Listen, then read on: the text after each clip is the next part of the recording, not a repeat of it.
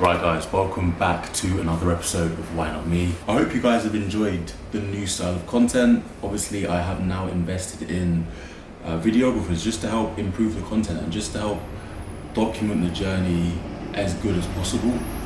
When it comes to this sort of thing, I would rather outsource and almost like invest in just let me go close that window. So yeah, I would prefer to rather just outsource and get somebody else to focus on the editing and filming and the angles and everything that goes into creating a video and creating content. I just want to focus on my training. I want to focus on the diet. I want to focus on the steps.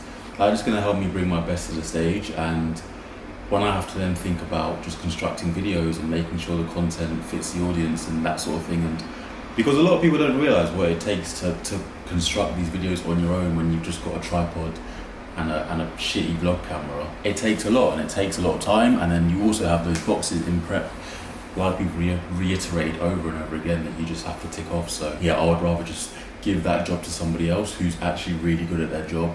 Guys like Josh, guys like Matt, etc. Those type of guys are just going to help elevate the page and the content, and that's what you guys want to see, and the feedback that I've been receiving from it has been immense. So thank you so much for that. Just a bit of an update. We are now 6.5 weeks out from the first show on the 5th of September. If you want to get tickets, you can buy them now. But yeah, for the 5th of September, UK DFBA show, Southern Counties. And I'm feeling pretty good. I've obviously felt my appetite. Like the past 2 weeks I have felt hungrier.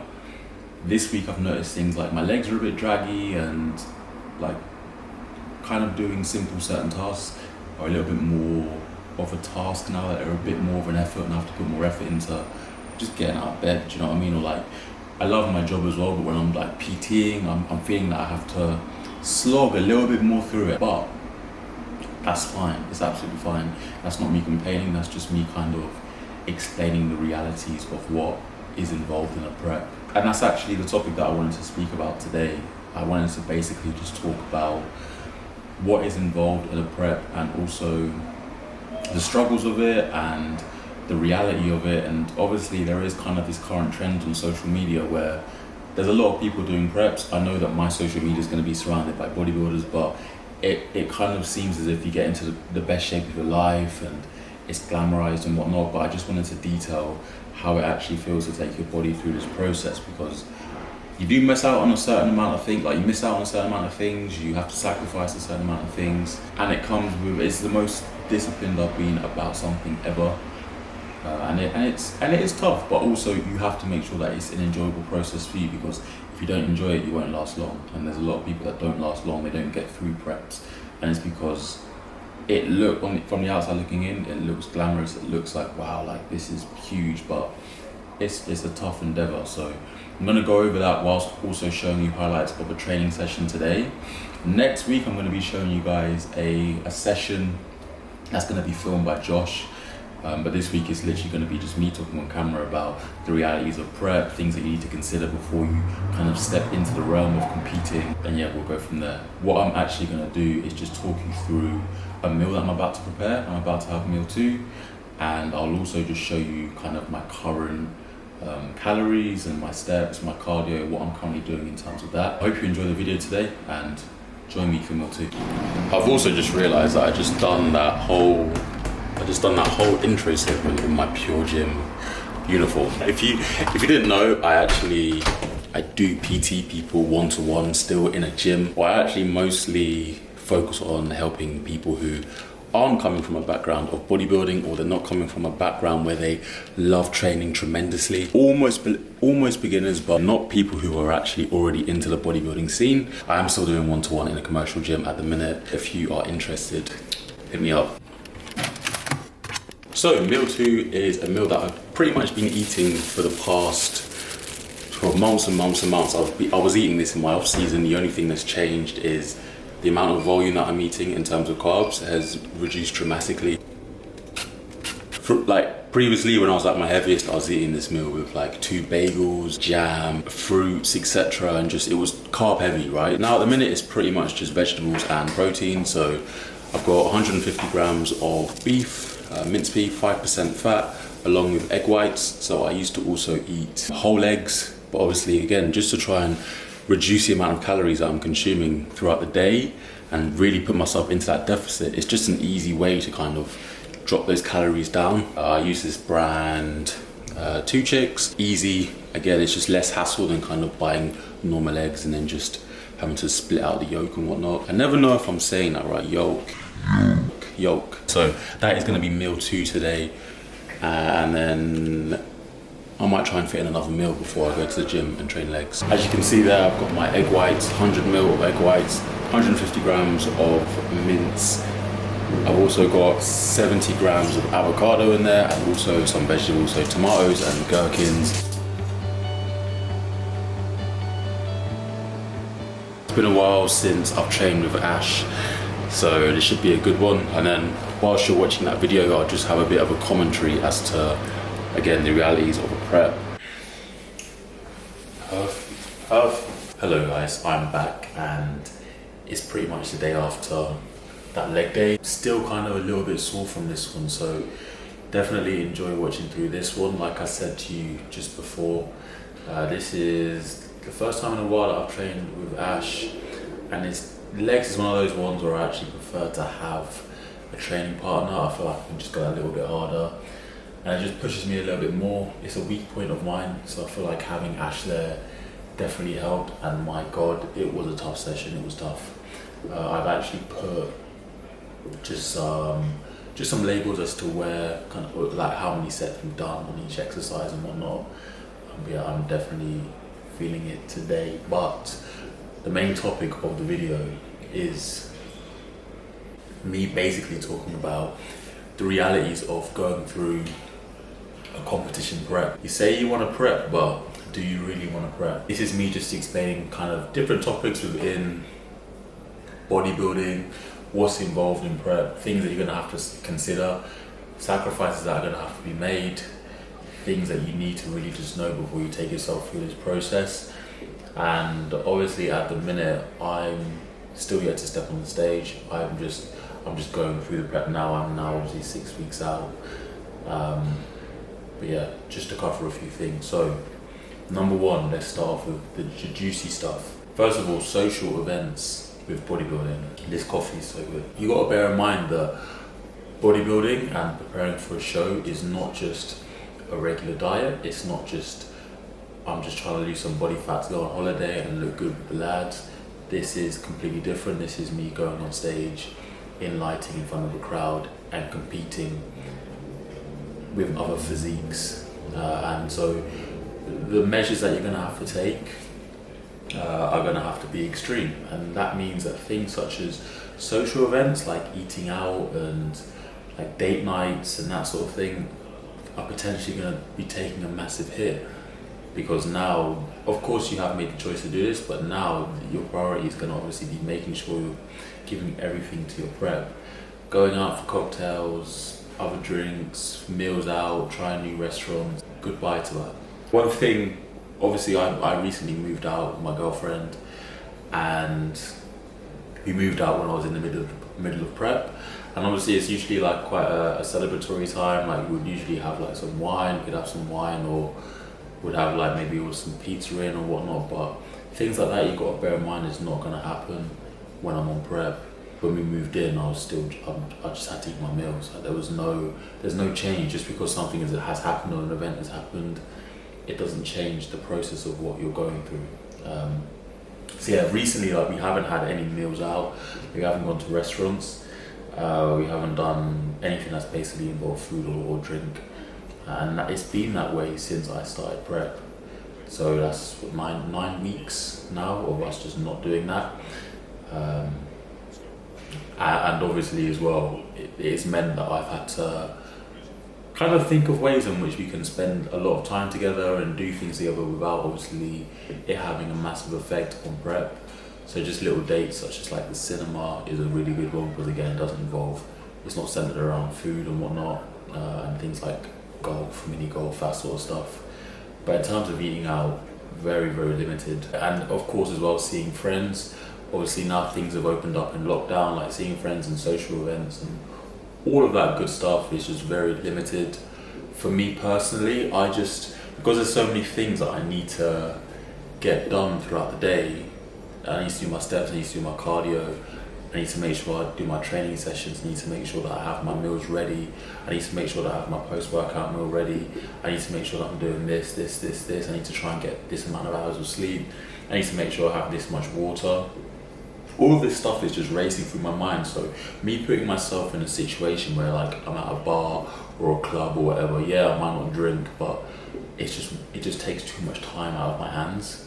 And I've already got so many work to do, I've got clients to check in on, and I've got to make sure this prep gets done properly. So social events with friends are going to be massively limited, and you've got to be able to say no to people. That you really have to be able to just tell people, no, that's not going to happen. I think I'm in a very fortunate position because a lot of my friends understand already kind of how much effort is going into this prep, and yeah, like just they just know not to really just bother me at this point. You are going to be seeing your friends a lot less. So that's the first thing, understanding that social events are going to be sacrificed massively.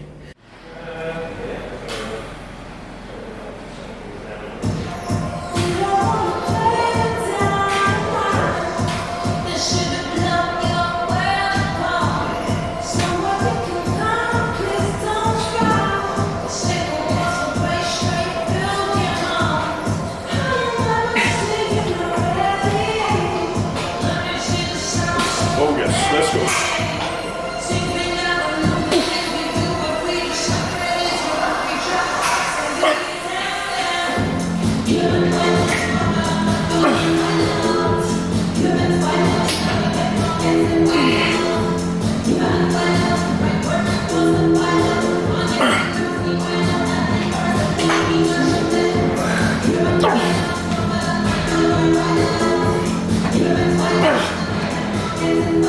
All day, come on. Jeez. Up. And again. One more. All the way. All the way in. Up. Good. Same weight. Number 2, a struggle in prep, or something that at least you need to consider. One thing that's going around social media a lot these days is how you shouldn't compare yourself to others, and comparison's the thief of joy, blah blah, all of this stuff. But what you need to realize is that a bodybuilding competition is literal comparison. Whether we like to admit it or not, and whether people are telling you to stop focusing on other people and other things, and you are going up on stage and you're going to be compared. Your body is going to be compared against somebody else's. And for a lot of people, you might not be in a position mentally where you can take that. And that can be hard mentally for some people. So I think that's something that you really need to consider, that this whole sport is essentially just subjective comparison. Of course, there's discipline involved. And that's the way that I see bodybuilding, as a discipline, as something where you have to stick with the diet, you have to stick with your training, you have to be unbelievably disciplined. But then when it comes to show day, it is comparison. It's comparison of how the physique looks. And if you potentially have a sensitive mind and you can't handle that comparison, it might not be for you. It is something that will play on your mind as well throughout the whole of prep. Like you'll think, who am I competing against? I wonder what this person might be looking like. Am I competing with this person? And people can tell you that they don't do that, but I promise you it's crossed their mind at some point during prep. One thing that you can try and do to help that is obviously tell yourself that you just want to go there and just give it your best. And obviously you're going to have fun on the day. It's a new experience and whatnot, and you're going to aim to try and have fun whilst you're competing.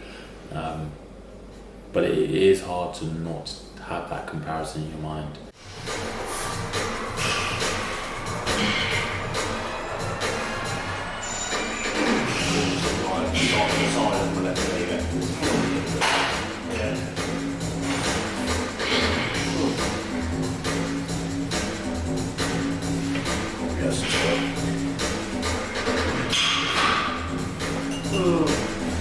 Yes, come on.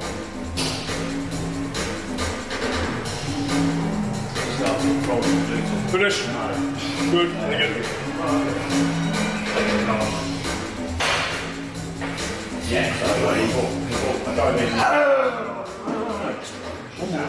Okay, let's go.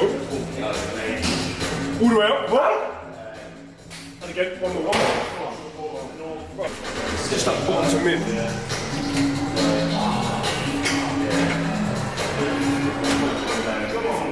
Down, yeah, and look back, so you go, yeah, you're mate, yeah. All my legs.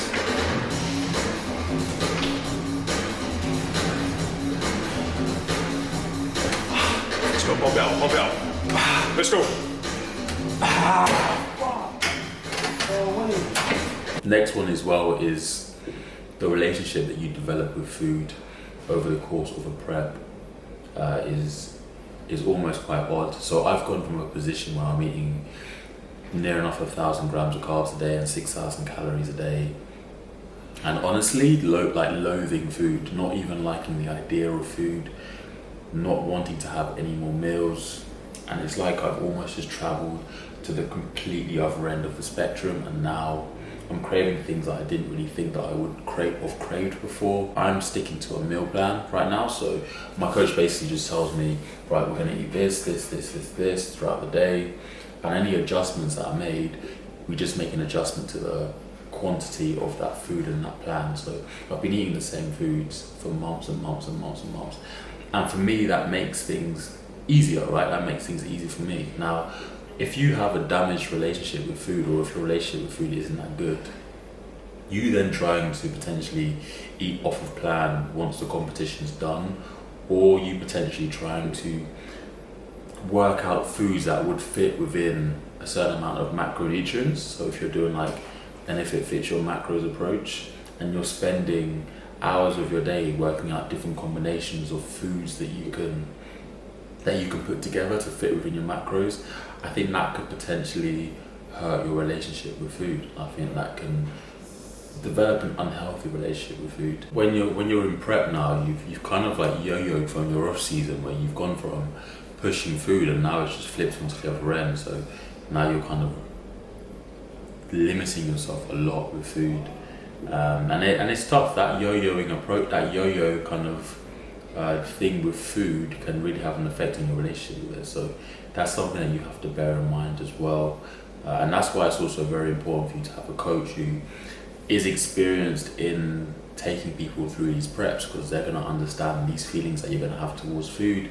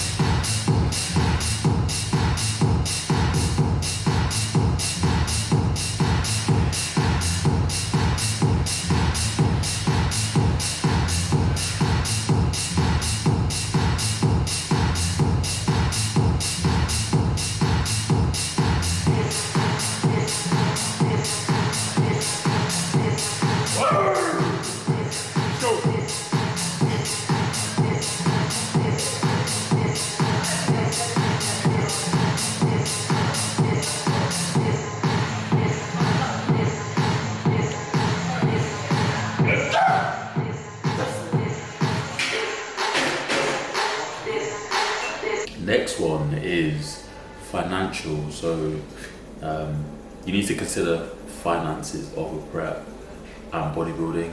Bodybuilding is not cheap. Bodybuilding is not just a gym membership. And this is me just speaking for men as well. I think the lady side of things, I think they spend even more money when it comes to bodybuilding, or like the things that you'll need as a lady. So like things such as like your heels and getting the hair done and getting the makeup, etc. And I think all of that is going to total a lot more for the ladies. But Just in general, things such as supplementation that you have to consider. On protein, it's about £30 a month. Then I've got other supplements that support things like sleep, recovery. I'm going to throw a guess and say that's about £40–50 a month. Like I'm spending over about a couple hundred probably a month on supplementation, just to make sure that, again, my body's ticking over well. I'm ticking over the boxes in terms of micronutrients, recovery, sleep. All of that is really important. Protein intake, again, like whey proteins to help me with protein intake. Supplementation is a massive expense in bodybuilding. Then you've got to consider competition entry. So how many competitions are you doing?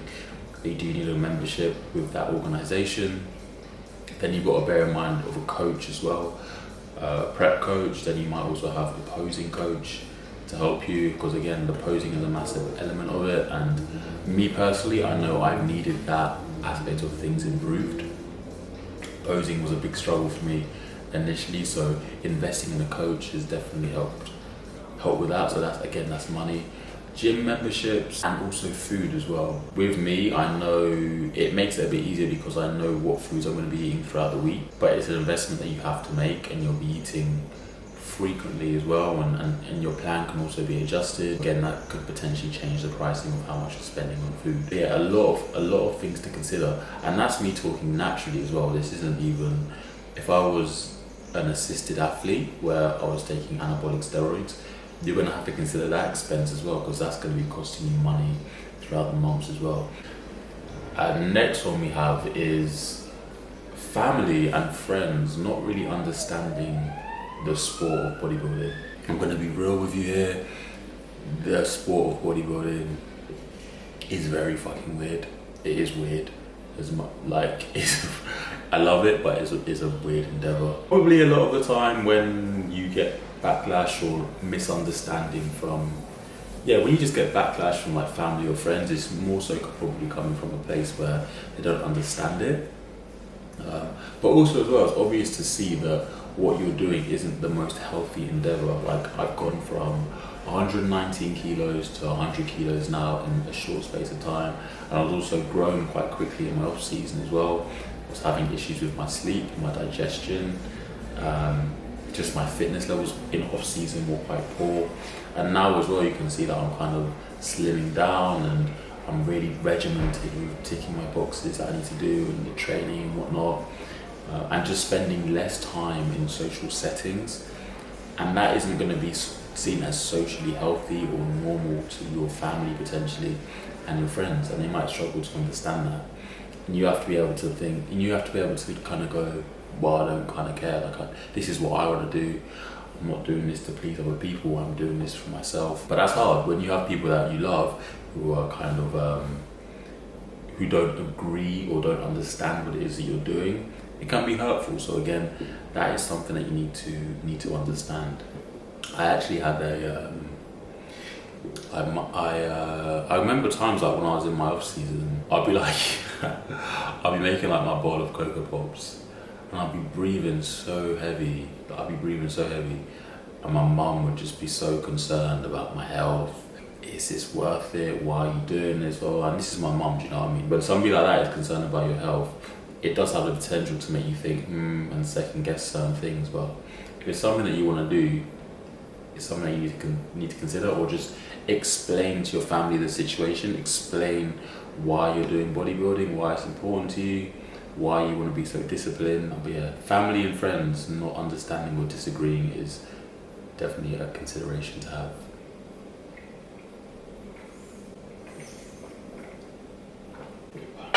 It's gone. That coffee's gone. Also as well, this is more so just personal to me, but something that I've struggled with.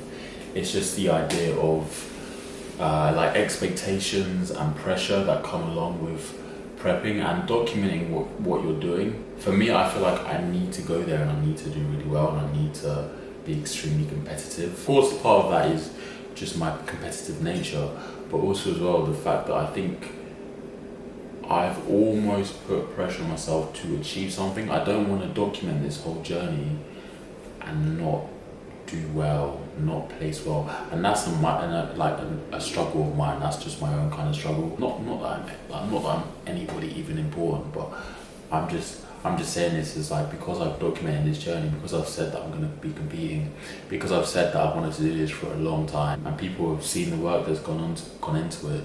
If that doesn't get rewarded, I feel as if I've just kind of disappointed. That is something that kind of comes along with potentially documenting your journey. Just that internal kind of pressure and expectations that you put upon yourself. At the end of the day, I wouldn't have it any other way. And this process of competing and bodybuilding is unreal. I can't wait to genuinely step on stage. But yeah guys, I'm gonna wrap it up here. And the next video is coming to you next Saturday, as per usual now. I hope you guys have enjoyed watching that leg session. Legs are actually not looking too bad. They're looking okay. I think the main goal with them at the minute is just getting them as conditioned as humanly possible. But we shall get there. We shall get there. I've also ordered my trunks. So I've got my bodybuilding trunks coming in the post, hopefully next week. Other than that guys, I hope you have enjoyed the video. Make sure to click subscribe, share it wherever you can to your friends, your family, wherever it might be. It helps out a lot. But yeah, have a great one, and I'll see you guys for the next episode.